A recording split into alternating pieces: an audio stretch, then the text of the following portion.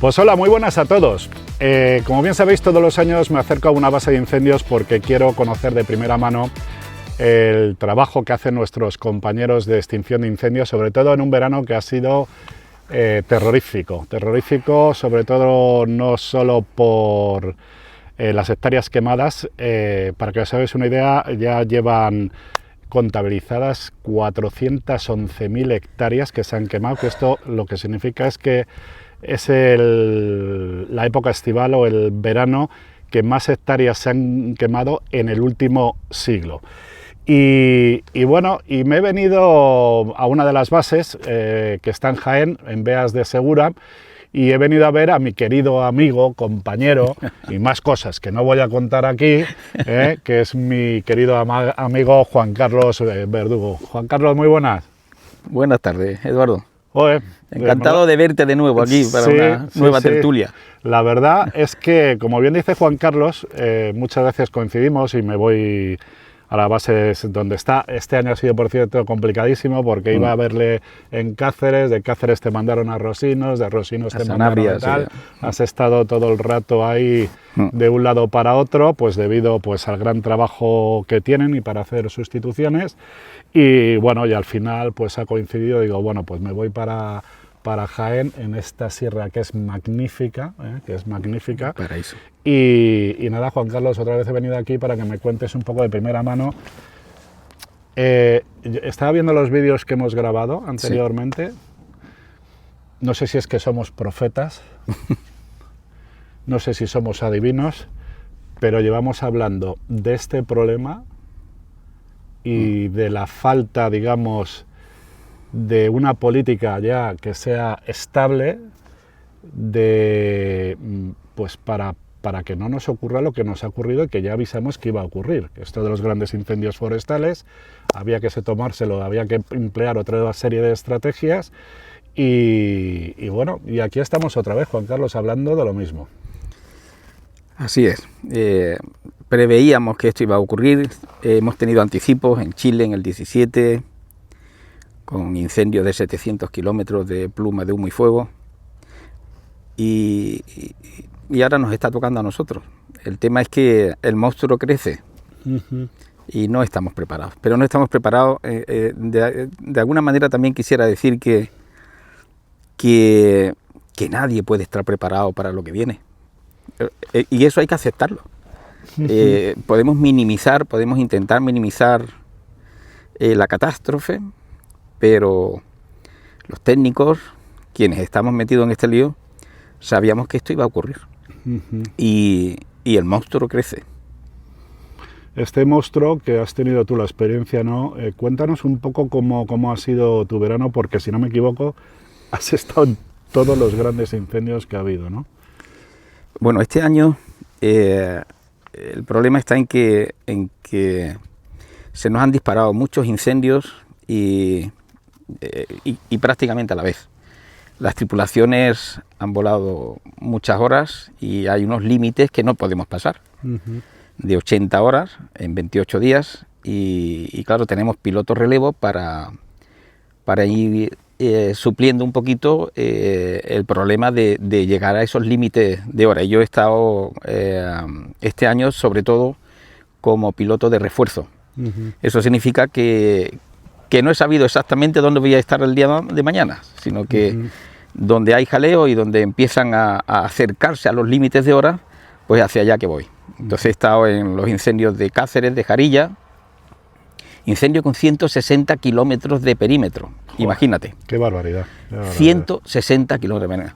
De ahí pasamos a los incendios de Sanabria, de León. Entonces he estado en la zona de Sanabria, he estado en la zona de León. Y mucho que hablar sobre todo lo que hemos vivido. Lo hemos vivido muchos años, pero este año ha sido de forma exponencialmente mayor. Sí, porque este dato de 411.000 hectáreas es totalmente una barbaridad. Una barbaridad. Ya sabes que me gusta mojarme un poquito porque has dicho un tema de que, claro, hay que hacer los relevos por un tema, como es lógico, debido al tipo de trabajo que desarrolláis. Tenéis que hacer vuestros relevos para cumplir con la normativa, sí. Pero claro, entiendo que la causa raíz es que cada vez hay menos pilotos que se dediquen a a esta actividad, ¿no? Bueno, cada vez hay menos pilotos, o sobre todo, cada vez se necesita más de este tipo de actividad. Y no hay tripulaciones suficientes.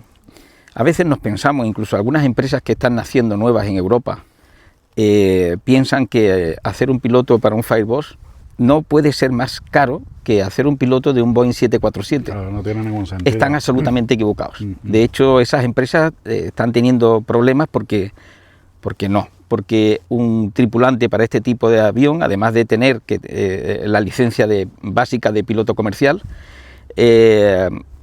tiene que realizar un trabajo que es complejo. Va a ir solo en el avión y solo se va a tener que enfrentar a un incendio forestal, que es un dragón complicado de meterle mano y que te requiere tener toda tu capacidad mental para enfrentarte a ese tema. El vuelo bajo, para sacarte la licencia de piloto comercial, todo lo que se te va a enseñar en una escuela es volar por encima de 500 pies y una serie de historias que no tienen nada que ver con esto. Claro. Nosotros hacemos justamente todo lo contrario, todo lo que está prohibido. Claro. Eso es. Sí, sí. Pero además, como yo le digo, conseguir un perfil de un piloto adecuado para esto no es fácil tampoco. Una vez que tú crees que has hallado ese perfil, lo tienes que adaptar, haciendo lo que no ha hecho nunca. Vuelo de montaña, cargas con aviones anfibios en el mar, con muchos tipos de olas, saber gestionar el estrés de estar aquí como estamos tú y yo ahora mismo, de tertulia, tranquilos, y en 10 minutos, después de una notificación, estar a tope, subirte ahí y enfrentarte a un incendio forestal en una zona que no conoces a lo mejor, en la que tienes que decidir por dónde entrar, por dónde salir, con poca visibilidad en muchas ocasiones, con muchísimos medios con los que te vas a encontrar en ese incendio.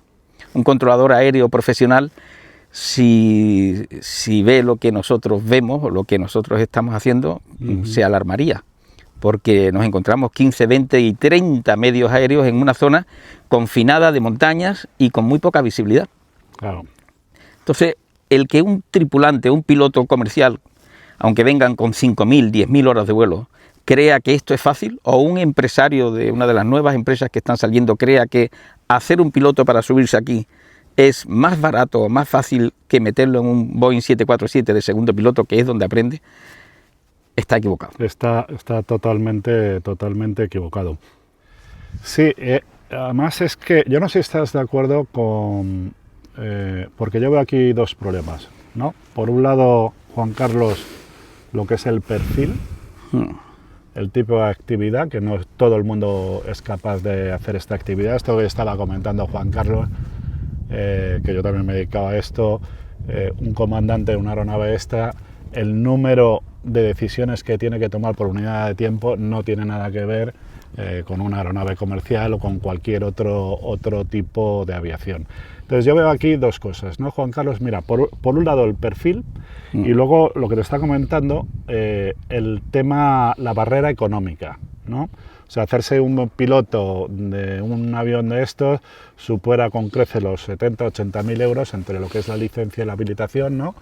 Y claro, Ataire decía de que a lo mejor habría que ir pensando en que la administración se moje un poquito y de alguna manera ofrezca algunas becas para incentivar de alguna manera el tener pilotos, pero claro, yo siempre veo el tema de la vocación es importante, etcétera, etcétera, ¿no? No sé qué piensas al respecto. Primero, el tema si sería necesaria una ayuda económica y la segunda parte, el perfil que se necesita para una actividad de estas. Nosotros, yo estoy como seleccionador en la empresa. La verdad es que primero si busco un perfil, normalmente todos los años probamos a bastantes tripulaciones. Tienes que tener en cuenta que el que va a dedicarse a esto, si a mí me viene hablándome o yo le pregunto, oye, ¿tú por qué quieres dedicarte a esto? Porque es importante. No me vale que alguien quiera dedicarse a esto como una transición para hacer horas de vuelo hacia otro tipo de de aviación. Eso no me vale. Porque no.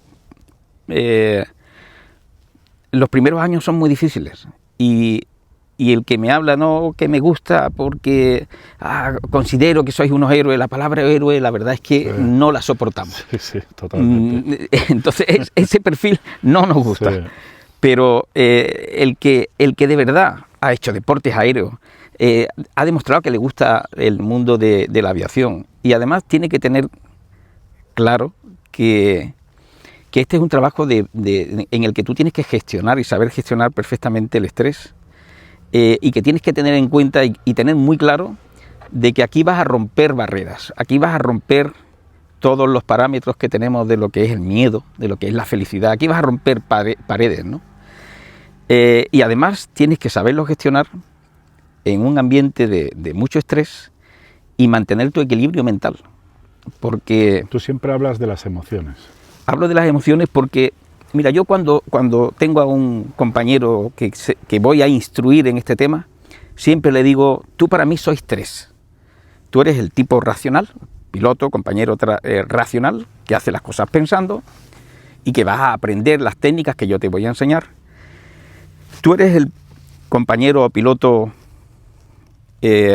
instintivo y eres el piloto emocional. Y yo tengo que enseñar a los tres, porque el piloto racional, lo que yo le explico, lo va a entender y lo va a hacer, pero cuando funciona de forma racional. Cuando empiezas a estresarte un poquito más y tienes que focalizar en algo, tú vas a recurrir a tus instintos. Y ahora, ¿cómo tienes educado esos instintos?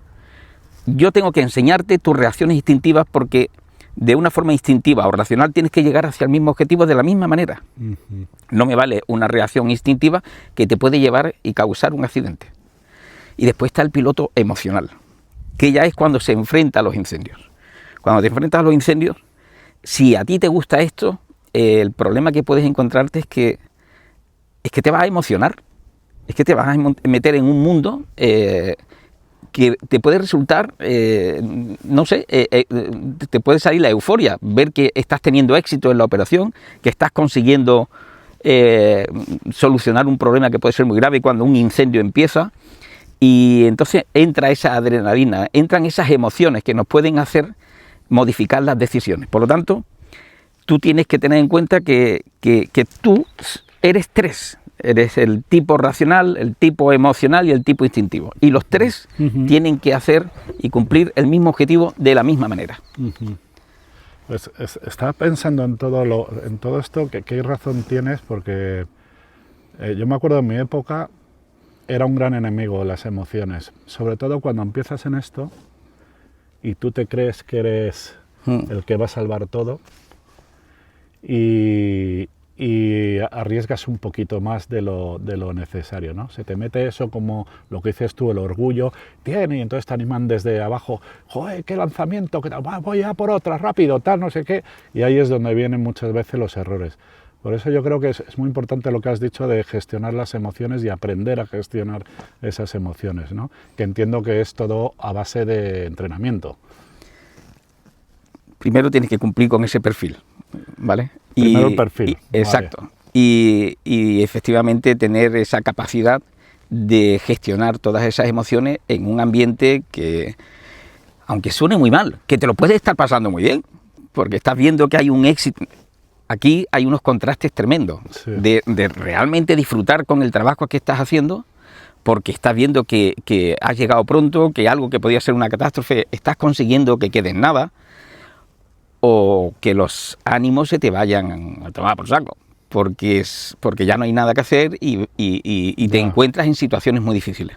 Pero en muchas ocasiones estás con tus compañeros, estás trabajando y estás viendo una gran eficacia. Eso lo tienes que gestionar, porque te puede entrar ese momento de euforia que tiendas a hacer lo que aquí en tierra dirías no lo voy a hacer. Bajas la altura de lanzamiento, te metes en un sitio donde no tienes muy claro de que puedas salir después. Todo eso es lo que tienes que gestionar. Eso. ¿Tú crees que las emociones se pueden educar? A ver, en este mundito en el que estamos, en este trabajo, o las educas, o las gestionas, o las gestionas, o o muy mal. Pero por eso nosotros tenemos que estar también pendientes de nuestros compañeros. Mira, yo cuando miro ese perfil del que hemos hablado, quiero ya gente más o menos joven, pero no excesivamente joven, porque tienen esa tendencia a arriesgar un poco más de la cuenta cuando llega un momento de euforia con el resto de los compañeros volando. Y eso también lo miro. Durante el entrenamiento también intento fijarme en ese tipo de mentalidades o de personas, ¿no? Porque es algo que te puede matar con facilidad. Totalmente de acuerdo. No me quiero olvidar de la segunda pregunta que te he hecho, el planteamiento que hace Ataire de que se implique la administración en esto de la formación. Mira, la formación de un piloto, a mí me llegan y hay veces hay algún chaval que también es bombero forestal, que es piloto deportivo, que dice, no, yo es que quiero ser piloto de extinción de incendio como sea. Primero, la licencia comercial, que no te sirve para casi nada, o sea que tienes que hacer muchas más horas de vuelo y prepararte para este tema. La licencia comercial, tú lo sabes, sale entre 70 a 80 mil euros. Y con eso no sabes nada. Nada. Ahora, tienes que tener un mínimo de 500 horas de vuelo. ¿Cómo hago esas 500 horas de vuelo? Si ya no hay trabajos aéreos de transición, la fumigación se acabó. La fumigación, acuérdate. La publicidad aérea prácticamente no hay. El arrastre de carteles, la fotografía aérea lo hacen los drones. La fotografía obliga, lanzar paracaidistas y todo esto. Entonces, esa transición hacia las 500 horas de vuelo, sale mucho dinero. Pero ahora supongamos que tienes ya 500 horas de vuelo, son pocas. Tú tienes que habilitarte en un avión anfibio o en un avión terrestre de extinción de incendios. Eso no te va a costar menos de 30 o 40 mil euros, que suele pagarlo la empresa. Pero con eso tampoco tienes todo. Ahora tienes que sacarte la habilitación de extinción de incendios forestales. Y varias horas más de entrenamiento. No te basta solamente con... Las exigencias son muy altas. Tú tienes que tener 50 horas de actividad similar o 50 horas volando en un avión de estos.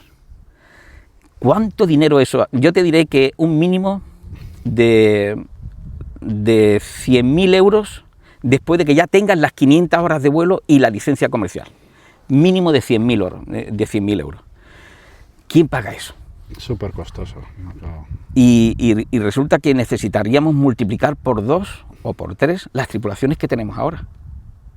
Y no me vale decir, bueno, necesitamos 20 pilotos más, venga, en 3 meses los vamos a hacer. No los hace, ni los encuentras.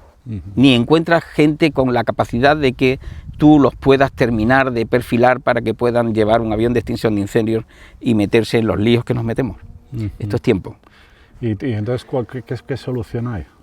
Pues yo creo que sí, que la Administración Central debería de tener en cuenta que, igual que se subvencionan algunas carreras, deberían de subvencionar, porque esto es un bien social, y estamos llegando tarde. Estamos llegando tarde. Porque vamos a necesitar muchas tripulaciones, pero no, este año ya las hemos necesitado, para el próximo año.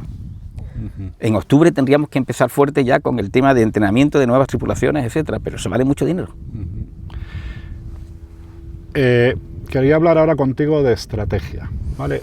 Tú y yo, en casi todas las entrevistas hablamos de la misma estrategia, la del primer ataque, fundamental, en el momento que hay un conato de incendio, salir con una aeronave como es el ala fija, que va muy rápido y que puede llegar, aparte de poder echar una descarga, la posibilidad de informar y de avisar a los otros medios, junto con una brigada alitransportada, está demostrado que esto es lo más eficaz.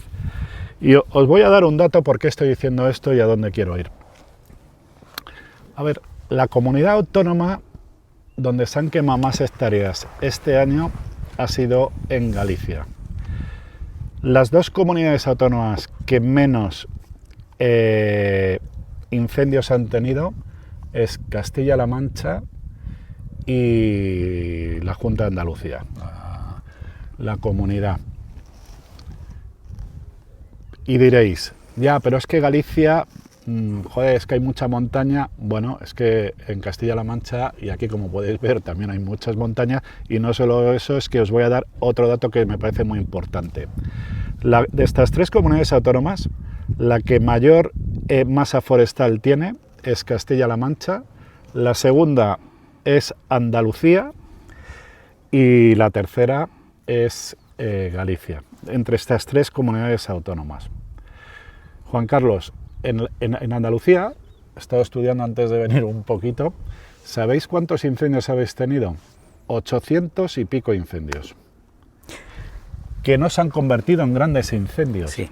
¿Esto tiene que ver con la estrategia que tiene la Junta de tener muchas bases repartidas y esta estrategia del primer ataque? ¿Te apasiona la aviación y quieres saber cómo está avanzando el sector hacia su sostenibilidad?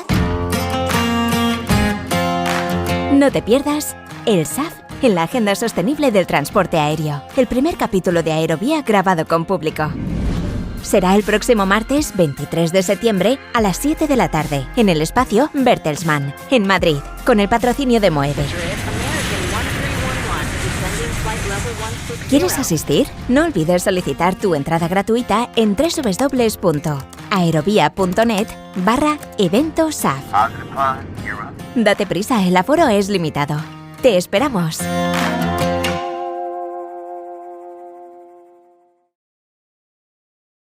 Mira, EMA Infoca, ¿no? Aquí en Andalucía, desde hace mucho tiempo tiene muy claro de que los incendios se apagan al principio.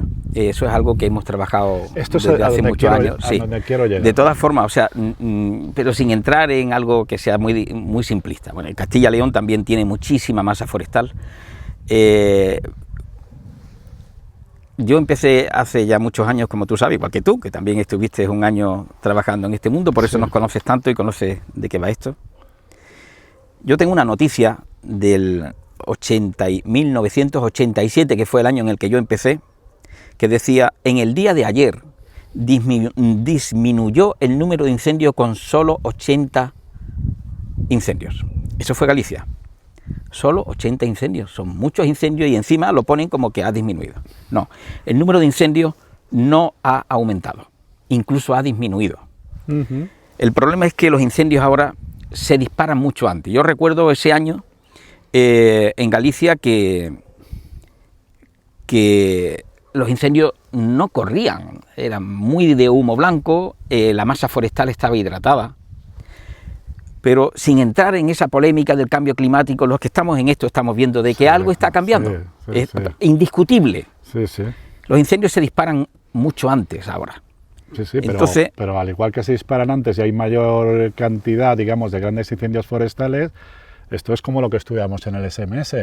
Si hay mayor, ¿qué tienes que hacer? Aumentar la protección, ¿no? Vale.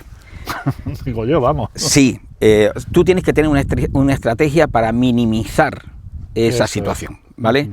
Yo ya tengo claro de que lo único que podemos hacer es minimizar un poco la situación, pero que los incendios ahora algunos salen con una agresividad contra la que ni trayéndote el 7º de caballería te puedes traer todos los grandes aviones americanos y todo el tema, ¿vale?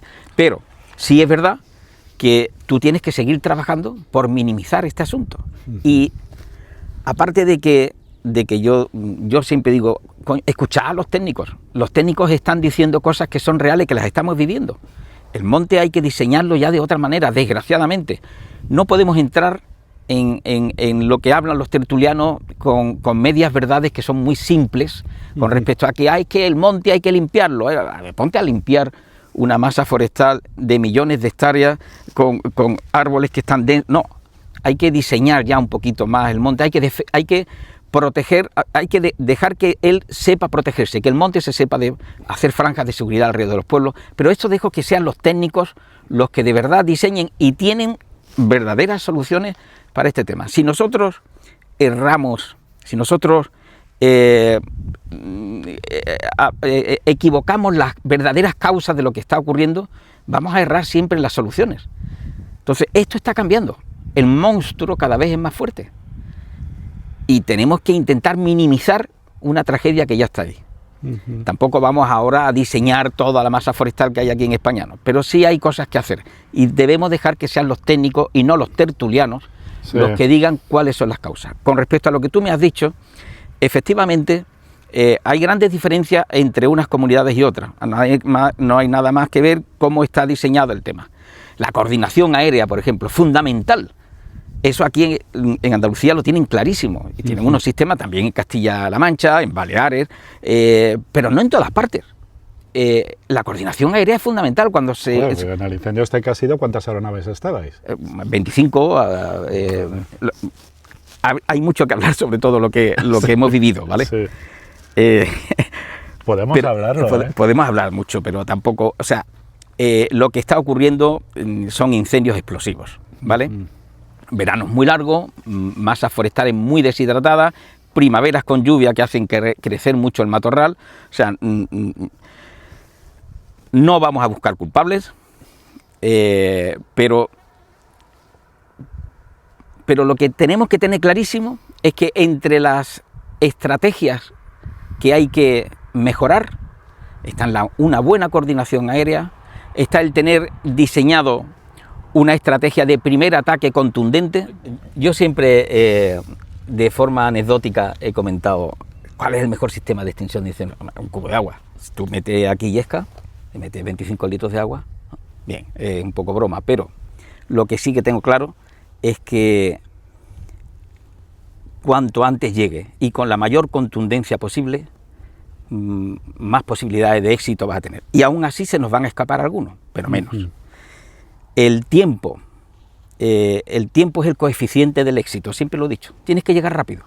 Por lo tanto, si tú quieres llegar rápido, tienes que tener una infraestructura para que consigamos el que si sale un incendio, tú puedas mandar medios contundentes con agilidad. No me vale, mandamos a alguien para ver cómo es esto, para no gastar mucho dinero. No, cuando gastas mucho dinero es cuando te pegas 3 días en un incendio porque no lo has... y se te escapa, ¿vale? Esto está muy claro y lo tenemos muy claro en algunas partes, en algunos sitios. Yo de verdad que a mí, por ejemplo, me gusta mucho trabajar en algunas comunidades, esta por ejemplo, la de Andalucía, porque es muy bonito que tú veas que tu trabajo es muy eficaz porque te sacan rápido, porque ves que además de que te sacan a ti, sacan a varios medios rápidos, y algo que tú dices, aquí tenemos incendio para 3 días, se transforma en un incendio invisible. ¿Qué son los incendios invisibles? Yo les llamo incendios invisibles porque no se ven, porque llegas, en media hora los has apagado y es un éxito.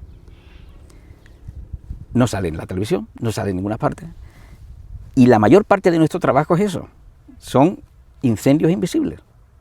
Si hay una buena estrategia, pero si tu estrategia está en que vas a mandar a alguien cuando sabes que ese humo que está saliendo está dentro de una masa forestal muy densa, y tenemos un día del 30, 30, 30 con temperaturas por encima de 30, humedad por debajo de 30, viento de 30 kilómetros por hora. Cuando tú vas a eso y ves que tal, y ahora mandas los medios cuando ves que hay una posible catástrofe, has perdido mucho tiempo. Los primeros 45 minutos desde que se ve un humo son fundamentales, pero aún así va a haber incendios que se nos escapen. Estamos en una etapa diferente y eso también lo tenemos que entender. Ahora los incendios tienen mucha más facilidad para escaparse. Por lo tanto, no hay que... A mí no me gusta mucho lo de buscar... También es una estrategia del SMS, ¿verdad? Sí, sí. No hay que buscar tantos culpables, o sea, hay que saber... No, identificar la causa raíz, ¿no?, de todo esto. Lo que siempre digo, si tú equivocas las causas, vas a errar en las soluciones. Sí, y no podemos hacerle caso a los tertulianos. Sí. No le podemos hacer caso a los tertulianos con medias verdades y con medias verdades simples. No, esto es mucho más complicado. Yo siempre lo que digo es, vamos a dejar que los técnicos que han estado mucho tiempo enfrentados al dragón, den soluciones. Hablando de medios de comunicación, Juan Carlos, hay un tema que a mí me da muchísima rabia, que yo creo que tenéis muy poca visibilidad, pero poca visibilidad teniendo en cuenta, para que os hagáis una idea, las compañías aéreas como la vuestra y tal, asumís el 90% de los efectivos aéreos. O sea, estamos hablando de alrededor de 250 aeronaves. 250 aeronaves.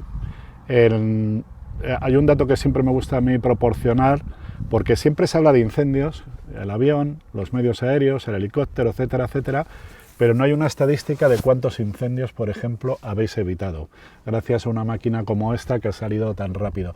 O sea, el año pasado manejamos nosotros aquí en la comunidad andaluza que se consiguió evitar un 90%, que es una cifra que me parece espectacular, ¿no?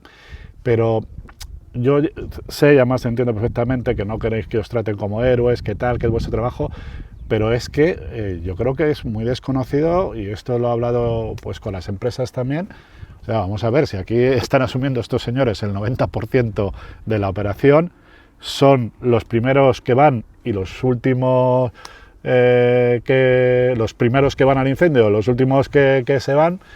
Que esto me recuerda, yo no sé si has visto el vídeo que hemos hecho de los tercios del fuego. A mí me ha encantado ese vídeo, además describe perfectamente nuestro trabajo, lo describe, me ha encantado. Sí. Y es verdad que somos los primeros. Eso tenéis que ver el vídeo, que está muy bien, que es un homenaje a todos ellos. Me ha encantado.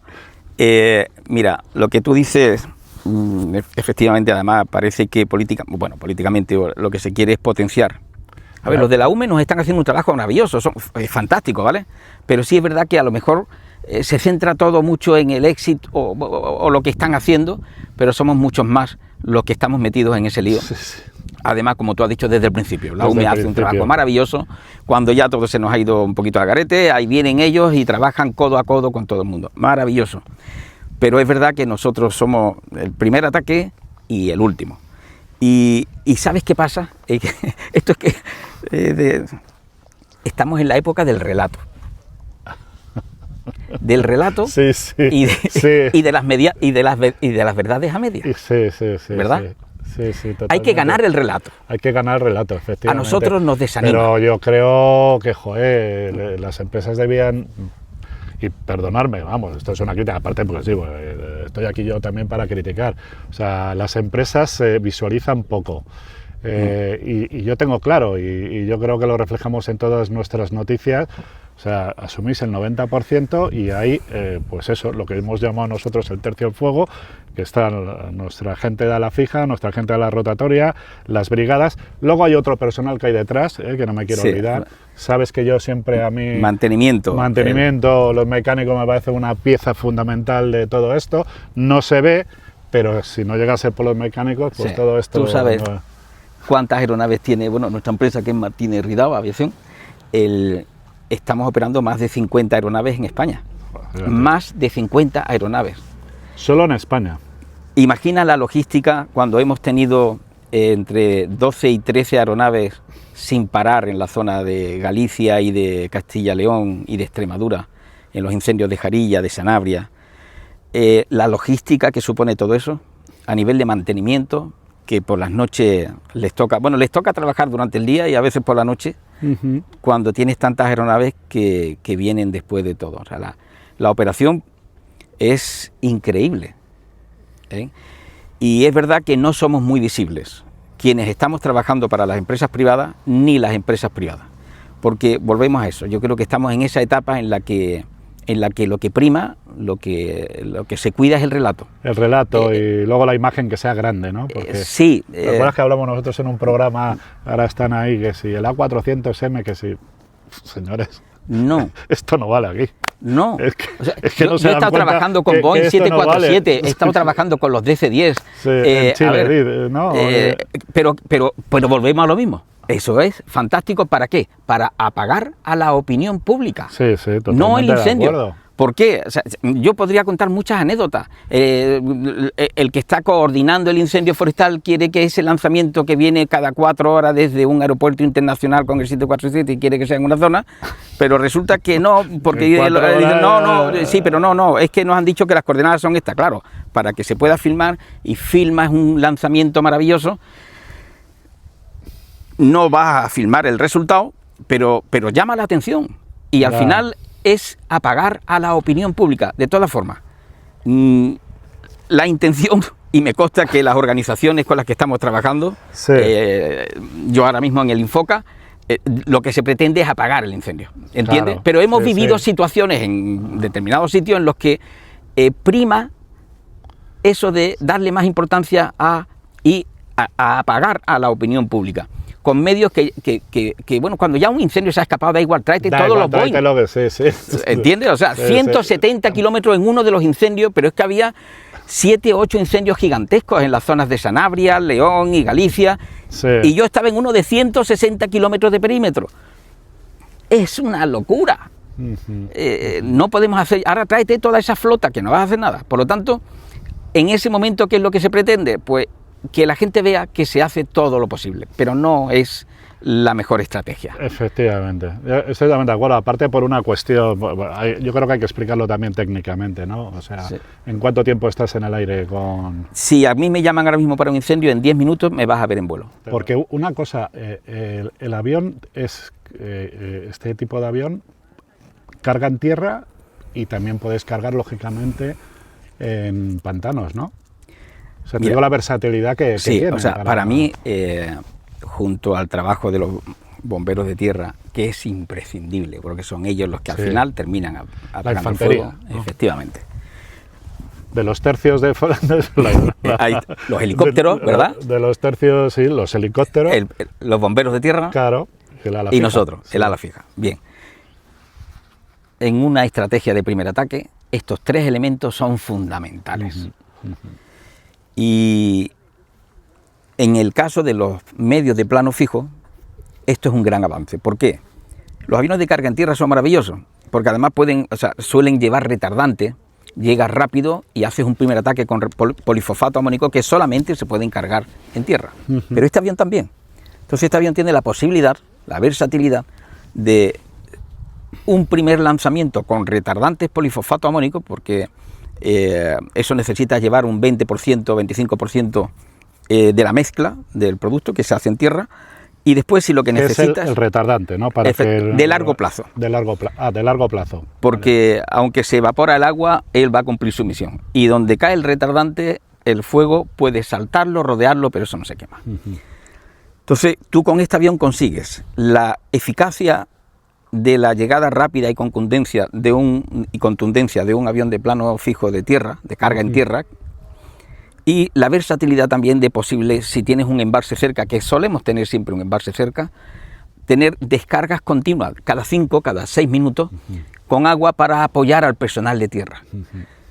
Tú vas a elegir la estrategia, si necesitas retardante cargándolo en una pista de tierra, o necesitas el agua. Entonces, conseguimos que estos aviones estén, como en esta pista, cerca de las masas forestales. No tienes por qué estar en un aeropuerto internacional, que es lo que ocurre con aviones grandes. Van a llegar tarde, tienen que estar lejos. Eso No, es lo que estaba pensando. tú tienes un diseño, aquí en Andalucía hay un diseño de pistas maravilloso para que cualquier punto o masa forestal que salga, tú puedas tener helicópteros, personal de tierra, bomberos de tierra y medios de este tipo.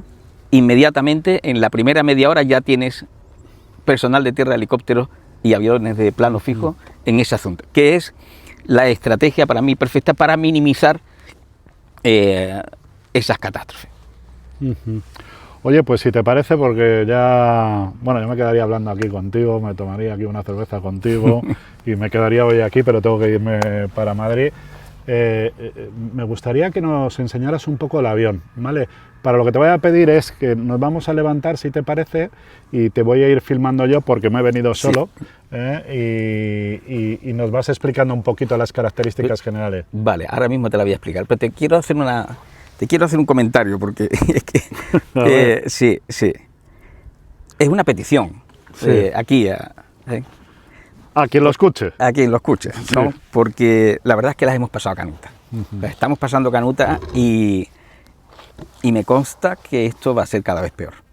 Aquí hay que trabajar desde varios flancos para de verdad intentar resolver o minimizar, como siempre hablamos, esta catástrofe. Porque el enemigo crece, el enemigo está creciendo. Para acabar un poquito esta tertulia, me encantan las tertulias contigo, por cierto. No son entrevistas, son tertulias. Son tertulias, sí. Pero de cara a quien quiera escucharlo, ¿vale? Sí. Son demasiados años, no digo demasiado, pero son muchos años ya en esta pelea. Y lo que tengo clarísimo es que el enemigo crece. No me gusta escuchar relatos y verdades a medias, pero nuestro país no está en guerra, ¿eh? Yo creo que nuestro país no tiene ningún enemigo. El único enemigo que tenemos es el incendio, y está creciendo. Que más que cuidar el relato, busquemos estrategias que de verdad sirvan para minimizar este asunto. Y que ahora vienen las lluvias. Había una película cuyo nombre no recuerdo ahora mismo, que tuvo un final con unas frases increíbles, que decían que hemos visto cosas que nadie creería, ¿no? Por ahí terminaba la cosa, sí, más o menos. Hemos visto cosas que nadie creería. Pero vendrá la lluvia y barrerá las lágrimas. Uh-huh. Eso es lo que a mí me gustaría que de verdad, a quien corresponda, lo tenga muy claro. Que la lluvia no barra las lágrimas, que no borre todo lo que hemos vivido, que unidos desde muchos flancos trabajemos para que esto que viene, que es duro para todos los que estamos implicados y para toda la población, no se borre, que la lluvia no se lleve las lágrimas, uh-huh, porque suele ocurrir, suelen olvidarse muchas cosas y desgraciadamente hay quienes esas lágrimas no se van a borrar con la lluvia, que son los que lo han perdido todo. Uh-huh. Hemos vivido situaciones muy duras. Me gustaría que por lo menos, de verdad, intentemos que ese tipo de situaciones ocurran las mínimas veces posibles. Que protejamos los pueblos, que hagamos franjas de seguridad, que dejemos que los técnicos sean los que decidan, ¿eh? Que no busquemos culpabilidades así porque ya necesitamos un culpable, sino que realmente con los datos que ya tenemos trabajemos para dar una solución a este asunto. Uh-huh. Los que estamos implicados en esto la hemos pasado muy mal este verano y me parece que este problema va a crecer. Pues la verdad es que me he quedado casi sin palabras y yo creo que es un buen final, Juan Carlos. Voy a aprovechar porque quiero ir a vuestra base, porque sé que habéis montado una escuela, si no me equivoco, se llama, y vamos a hacer un programa especial, si te parece, del AT802F, ¿no? Es el, sí, F, el Fireboss, y que es una maravilla, que tengo una envidia terrible, pero y para ofrecerlo, pero yo creo que este es un buen final. Yo te voy a llevar al agua con un anfibio. Te voy a llevar con una me encantaría. Vamos a abrir una escuela de aviones, de transición hacia estos aviones. Sí, me encantaría. Lo que pasa es que yo reconozco, yo soy un hombre siempre, de que conozco mis limitaciones. O sea, yo sé que ya no puedo volver aquí. O sea, ya no tengo esa habilidad. Pero ¿sabes? Eso no significa que no pueda dar un paseo conmigo en un avión anfibio. No, me encantaría, pero sé que voy a llorar. Porque, pues lloraremos juntos. ¿Sabes? Porque al final... Joder, ¿qué te voy a contar, Juan Carlos? O sea, al final yo siempre lo he dicho, y no... Me voy a poner un poco porque voy a poner un poco aquí con Juan Carlos, que habíamos tenido en primer plano, pero como no... yo siempre lo digo, y además lo digo en todos los programas, me he dedicado a muchas cosas, ya estoy prácticamente en mi final de carrera profesional en esto, seguiré dando la vara con aviación digital y los demás negocios, pero macho, la familia es esta, no he tenido otra familia. Es que es verdad, y está viniendo de viaje, ya sé que me enrollo mucho, ¿no? Pero he pasado ahí por donde vivía Carloto. Ya. Hemos perdido muchos amigos. Sí. Muchos amigos. Entonces me he puesto a pensar, sí, ¿no? Muchos amigos. Y otros que he estado, ¿no? Como Pablo y todos estos que han aguantado ahí también y no sé, y es como volver otra vez a ese sentimiento de aviador que solo lo he tenido aquí. Son heridas además que no curan. No. Pero tú eres muy emocional también, sí, como yo. Sí, pero yo creo, y además de verdad, yo creo que a mí hay una cosa que cambió toda mi vida en el sector, es cuando perdí a mi compañero. Yo creo que eso nos cambia a todos. ¿Sabes lo que te quiero decir? en mi primera campaña, que fueron más de una, fueron 2 años y tal, y en Asturias. Y eso al final se te queda y a lo mejor quizás hago lo que hago por estas Heridas cosas. que no curan. Eso es. Pero si sigues en este tema, al final tienes que seguir manteniendo ese equilibrio mental, Sí, sí. que no es fácil. Querido amigo, pues nada, nos vemos y espero que esto no se complique. Ya que Bueno, hemos que tenido venga la bastante, lluvia. ¿verdad? Que venga la Y lluvia. que no borre, y, que no borre, y, que no borre la memoria. Y esto cuidarlo mucho, que Cazorla, vamos, ese es un... Sin duda. Y fíjate que he venido muy poco por aquí Es un y paraíso. voy a venir más. Es un paraíso. Bueno, pues nada, hasta el próximo programa. Esta entrevista espero que os haya gustado. Ya sé que es larga, pero esto está hecho para quien está hecho, ¿no? Hasta luego.